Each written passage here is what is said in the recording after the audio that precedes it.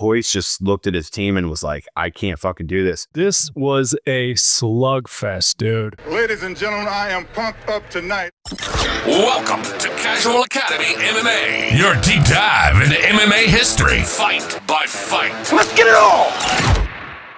Tonight, we hopped into the MMA time machine once again and headed back to Charlotte, North Carolina, September 9th, 1994 for UFC 3. Royce Gracie was our UFC 1 and UFC 2 Grand Prix tournament winner.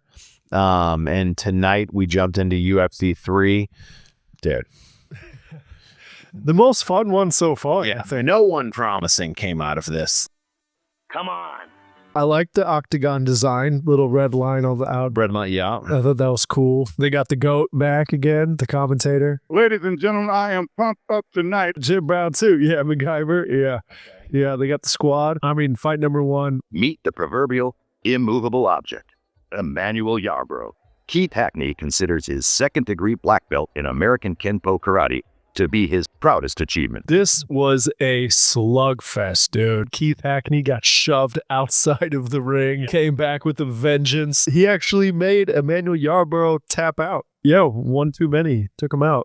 The only punches this dude threw was just winging these windmills. Yeah.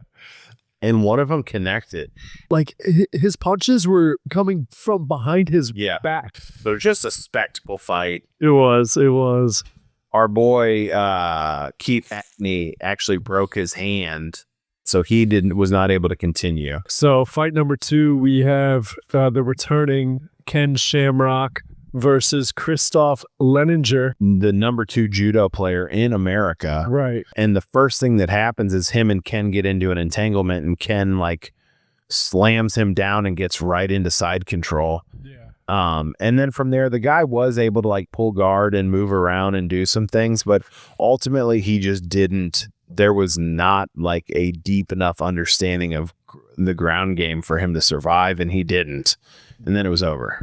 But still wasn't enough, and Ken Shamrock got the dub. Right. Easy, like you said, forgettable fight. What's fight number 3? Now, fight number 3, definitely not forgettable. You have Roland Payne versus Harold Howard. This was so fast-paced, so chaotic, and ultimately Harold Howard just lands this flush right hand that just puts Roland out cold. The most insane Canadian mullet.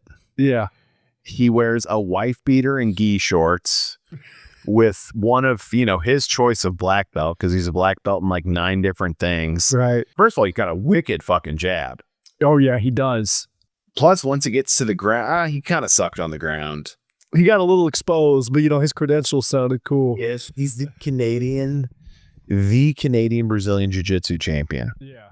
A couple sweeps though, at one point in time, Roland Payne tries to take him down, and he basically just rolls with it and throws him off. Yeah, he rolled Roland. Some of Harold's success seemed to come from enthusiasm. Oh, for sure, dude. I mean, he did not stop bouncing. Yeah, at all. Yeah. He was just hyped up, dude. He was really fun. Yeah. Really fucking fun fight. Harold Howard is worth checking out if there's any way to find some of his old stuff. 100%. Fight number 4, we have Royce Gracie versus Kimo. It's funny because this is kind of that legendary fight of Royce Gracie takes on a 270-pound man. Make no mistake about it, Kimo is jacked, stacked, and on crack. No one in the history of this sport, nay, the earth, has never had a walkout quite like he. When I say he goes around the world 6 months of the year spreading the word, this is what I mean. He is definitely on a mission. Royce is just fixated. Oh, yeah, dude, 100%, bro. And this was actually pretty surprising to watch because it's the first time Royce had adversity. I mean, this fight was longer than, I feel like, all of his fights combined. And it was a little bit of back and forth, I feel like, Kimo took his back at one point, but ultimately, Royce made him tap to an armbar. Yeah, it was, man. It was this fight kind of, to me, exposed Royce a little bit. Ooh, why'd you say that? Well, dude, don't get me wrong, Royce won this fight, and he was the aggressor. He was the littler guy pushing Kimo up against the fence, all that stuff. But Royce's takedowns were like fairly simple, and he was just trying like trips, and he never like, there was no like, wow, he's so much more of an expert. True. He seemed to almost be like, fuck it. If you want to take my back just so we can get to the ground. Yeah. Oh, and Kimo was busted up. Yeah, he was. You know, Royce was throwing these little, like, which I thought were like pitter-patter strikes from the ground, but they did a lot. Bare knuckle cut him the fuck up, dude. And then another thing is, too, is Royce is grabbing him by the hair. Kimo's got that's right. Kimo's got this ridiculous, like, shaved head with, like, a long... He got the man bun. The man bun, yeah. Shaved head man bun. What I am curious to know is, I wonder if this fight is going to make Royce step up his game.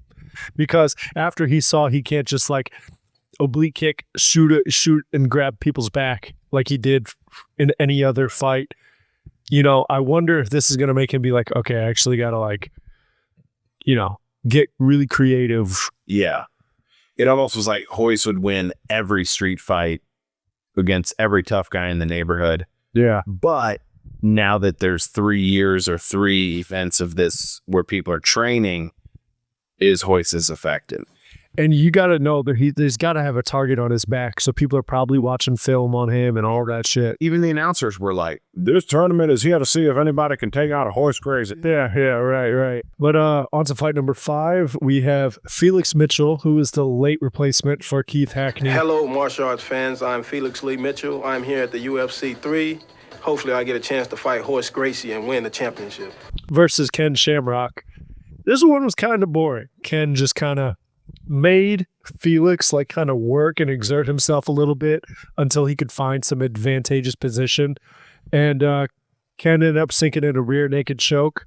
Ken was having a lot of trouble trying to get this guy to the ground. The guy was circling out and was, at one point, Ken had double underhooks, and this guy was still like shooting his hips back and really making it hard on Ken. And bro, at one point, Ken had double underhooks, and the dude was grabbing the fence with both of his hands. Look at his hands. Ken will probably punch him. Like, how crazy is that? No defense. His defense was, I'm going to hold on to this fucking fence. Yeah. I feel like this fight kind of exposed Ken. Ooh. You know, like in the sense that maybe I'm thinking too highly of these guys early on, but number 1 shoot box fighter in Japan. We know that Ken goes on to have this amazing career. I've never even heard of, nor could I even remember this guy, Felix Mitchell's name. And Felix Mitchell, for a few minutes, gave Ken all he could handle. And this is what we were saying while we were actually watching, but it's this same thing that you see now where it's like, okay, this guy is going to defend and look good and all that stuff for 4 minutes. But when he gets into the veteran kind of distance and timing and pacing, right, it's over. And Ken, this guy was exhausted after 4 minutes. He gave Ken everything he could to stop that. And Ken probably was like, well, I'll just run 50% until this guy tires out, and took him down, submitted him. Yeah, it's that experience, you know. And now we have the second fight of the semifinals, which is Royce Gracie versus Harold Howard. Dude. I mean, who could have saw this one coming? You know, we thought we were going to be in for a fucking war. Yeah, we were. Royce and Harold Howard. I mean, Harold Howard coming out with the same, like, train thing that the Gracies do. Just seemed like it would just be an awesome matchup. Yeah. But Royce gave up before it started. Yeah. Well, but what's funny is he came to the ring. Right. They started doing like the announcements. They both made their walkouts. Again, part of me wonders if Royce looked across the ring and was like, wow, another 230-pound monster. Yeah. Who knows jiu-jitsu, who's a karate black belt, who's standing over there hopping from side to side, pumped up. Yeah. One tooth staring you straight in the eye. That mullet whipping back and forth, fucking giving him shades of Jean-Claude Van Damme. Like, everything aesthetically was probably going wrong for Royce. Oh, for sure. And Royce just looked at his team and was like, I can't fucking do this.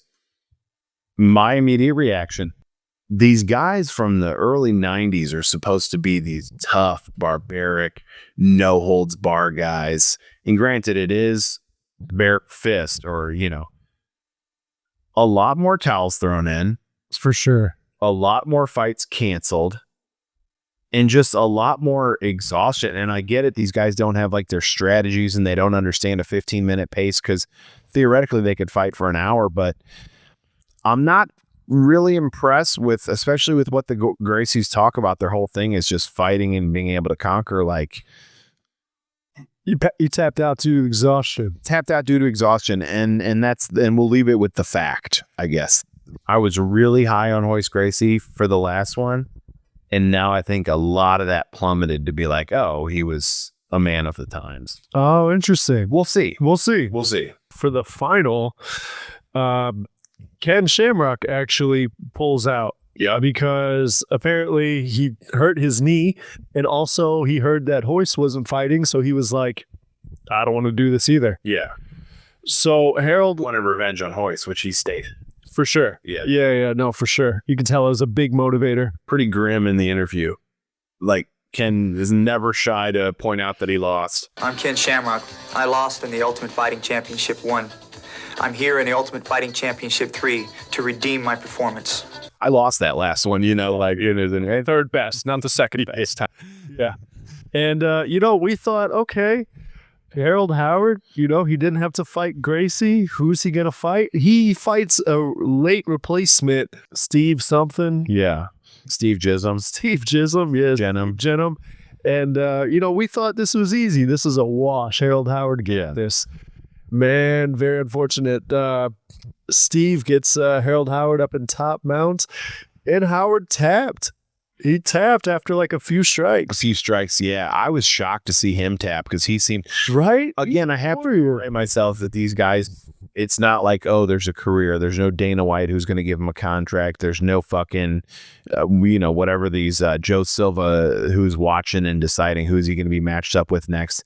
This is kind of just like, well, I got drunk enough to sign this contract. I'll get him next time. Yeah, I'll get him next time or whatever. Howard went for a crazy rolling thunder within like the first 5 seconds of the fight. That shit was hilarious. Which literally was just a backflip in which he landed on his back in the middle of the ring with no one around. Late replacement guy winning the whole tournament, winning $60,000 off of one fight. Dude, again, Harold Howard came out like it's almost like his enthusiasm hurt him here. Because I feel like if they fought again, Harold Howard fresh might have been able to win.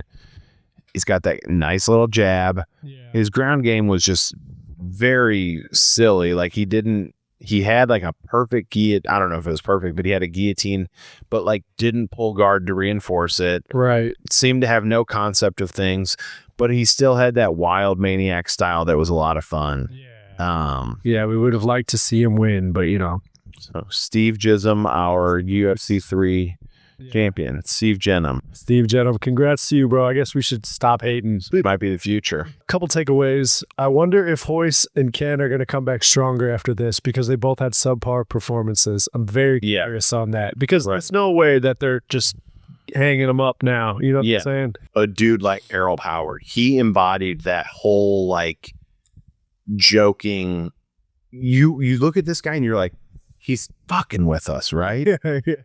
But no, and he was like a legit martial artist. Like even when he sat down and talked, he was like humble and, shook everybody's hand and all this stuff. But he looks like a character from a fucking 1980s movie where he wakes up and drinks 3 beers before he goes to sneaks by his landlord because he hasn't paid rent for 3 months. Like he looked like a character. Oh, for sure. Let's go into these awards. Cool. Fight of the night. I mean, there's no argument, dude. It has to be Emmanuel Yarborough versus Keith Hackney. Just a slugfest. My most favorite fight, I think, out of all 3 events. All 3 events, I would say so. My favorite fight just because it was absurd. It looked absurd. It was absurd. The outcome was absurd. Some of the everything. There was different moments in that fight that were just... At one point, that fat motherfucker was fighting just off his knees, swinging full punches with no feet under him. Yeah. Extremely entertaining.